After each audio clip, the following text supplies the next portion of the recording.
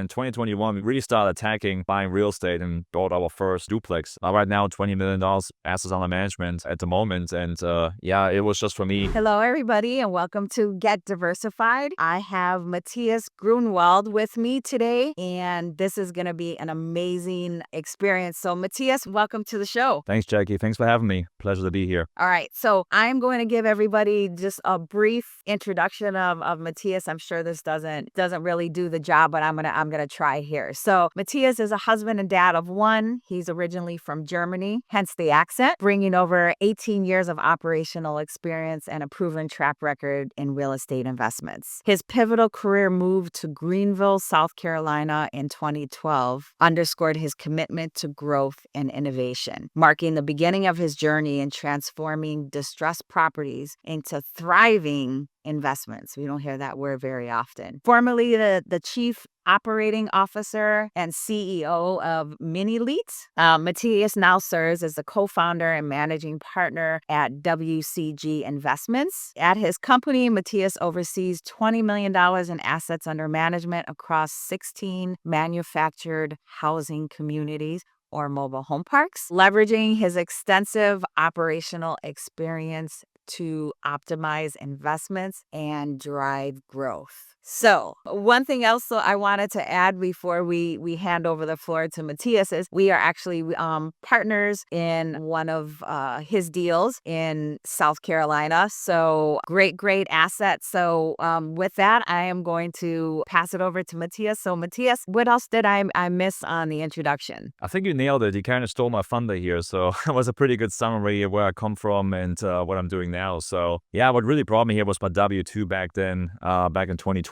Received the opportunity to open up the first international facility for the manufacturing company I worked for at that time. And that's really was a huge stepping stone into what I'm doing today, right? So that gets you really out of the comfort zone, moving to another country, especially another continent, another culture, and etc. That really makes you grow pretty rapidly. And then once you lick that blood, then you just want to keep growing like crazy because you see what you can do, what you're capable of. And if you're looking back, you'll keep climbing step by step every day. And then you're just looking back and you're on this huge mountain and you can't believe what you build. So yeah, that's what happened the last 13 years for me, from moving from Germany to the US and then having my W-2 there as a COO, and then go full entrepreneurship because I was having that itch of let's do something big and have the next growth phase in front of me. That's awesome. What made you open your eyes to bigger opportunities in the U.S. when you moved here?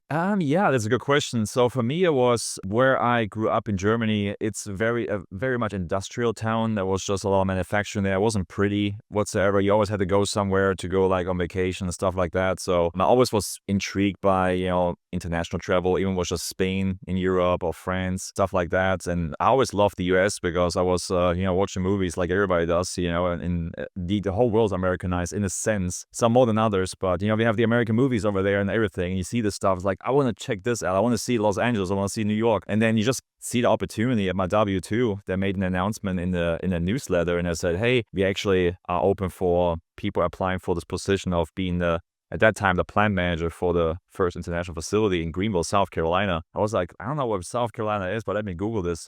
And I did that. I had no idea where it was. And checked it out. And then at some point, like on a Saturday, I saw a CEO walking through, and I was working on the machine at that time I was programming robots and stuff like that, automation and stuff. And I saw him walking by, and I just hit him up and just asked him, like, I'm really open for this opportunity. I would love to apply. And kind of funny story within that story is like he was asking me if I can speak English. And my English was pretty decent from school back then. So I started speaking English. Little did I know that my CEO couldn't speak a lick of English. And he was just nodding politely at that time. And I'm still laughing about this today. And then later he told me, like, yeah, I had no idea what you're talking about. It sounded good and it smelled and it sounded like English. So you were in. And then our CFO called me. His English was perfect. Like a month later and said, hey, be flying out next week. You want to tag along? The rest is history. And now I'm here. Wow. So you landed here, you were working a W-2, and what inside of you was telling you, hey, it's time to make a transition to something bigger and better in this beautiful place that you're living, right? South Carolina or North Carolina, right? Yes, for me, I started as a plant manager in 2012, moved my way up to COO in 2019. So it was an executive level that came with really a nice compensation package, obviously. And then when I got the major promotion and a much bigger paycheck, I realized I pay a lot more taxes. I was like, come on, there must be another way to do this, because the rich, they don't pay as much tax or very little to none taxes. So I just started Googling it. How do the rich get wealthy, or how the rich get rich, how the wealthy get wealthy? And it always spiraled back to real estate with the tax benefits in real estate. So I started reading books.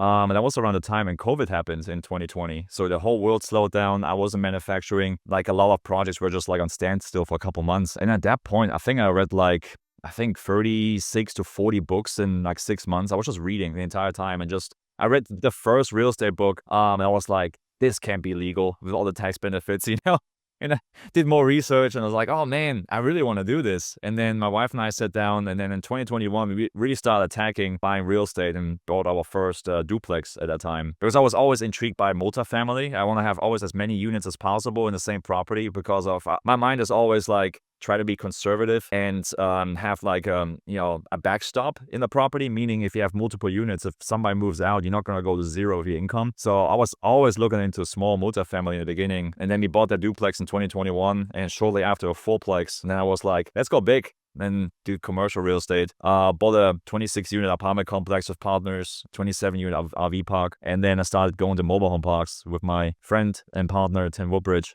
And we bought a lot of communities the last 2 years, which we just closed on the 17th mobile home community last week, actually, last Wednesday. So right now, $20 million assets under management at the moment. And it was just, for me, it just didn't make sense to make more money at W-2 as the government gets more from you from a tax perspective. That was kind of like the motivational point. And also, it was very time consuming. Once I was in that hot seat of being an executive, it was very time consuming being in that position. Also very stressful, a lot of high stakes. For a little example, like in manufacturing, we were supplying like the OEMs, meaning like the GMs, the Fords, the Chryslers, BMW, direct to the assembly line. If you shut these guys down, usually the penalties are between $3,000 to $5,000 a minute when you shut them down. So one supply chain mistake, you can cripple a company within a day or two. That's how high the stakes are. It's very stressful to be in that environment, which build a lot of resilience in me, which makes real estate easier because you build that resilience in that skill set. But I was just, we were planning to get make our first child, right? And bring him to the world. And I was like, I'm not going to keep doing this while we have our firstborn. And at the same time, we actually closed on the duplex the week after our son was born. So talking about changing your life, like going real estate, and then our child was born. My son Miles was born that time, early 2021. So that's kind of the backstory, how we made that transition. Well, I want to go back to your first, to 2019, when you said basically all you did was read books. What were the top 3 books that really had the most influence on you? The big ones, I mean, it's always The Rich Dad, Poor Dad. I didn't stop with that one. I actually read another one in the series. And the other one was like Cash Flow Quadrant, also for Robert Kiyosaki. That was really good because it talks about the quadrants of like the self-employed, business owners, employee, and investor, and who has more leverage with basically their money, and also less tax liability, which does pique my interest. I always like to read the self-help books as well, just the mindset. I think many people keep reading the same books or the same fundamentals of books, and then they're just basically taking information in, but don't do anything with it. I think you have to also like reshape your mindset, and your personal growth has to be supporting your growth that you're striving for. So I like the personal books. I have one behind me right there from Ed Mylett. That's one that changed my life too. The Power of One More is a really good one for me, and I love Ed Mylett. He's a great guy. I love his podcast. So that's one of my favorite books because it's just again, like the title says, a power of one more. Do one more offer. And I'm running, do one more mile or one more step, whatever it is. Just a little bit extra, and that little bit extra gets you really far in life, especially when you do it every day, that compounding effect. So those 3 books were the big ones for me: Rich Dad, Poor Dad, Cash Flow Quadrant, and then the Power of One More from Ed Mylett. Awesome. So do you still have your duplexes and your quads? Okay. Are those cash flowing? Yes, that's why I have them. I need it because I'm in full-time real estate. I need that cash flow. Jacqueline and Melvin, thank you so much for taking time out of your busy day to listen to this episode of Get Diversified. Please make sure to subscribe to our podcast so you don't miss out on future episodes. Finally, stop by our website and follow us on social media. Ciao for now. Make it a great day, and we'll see you next time. And remember, get diversified.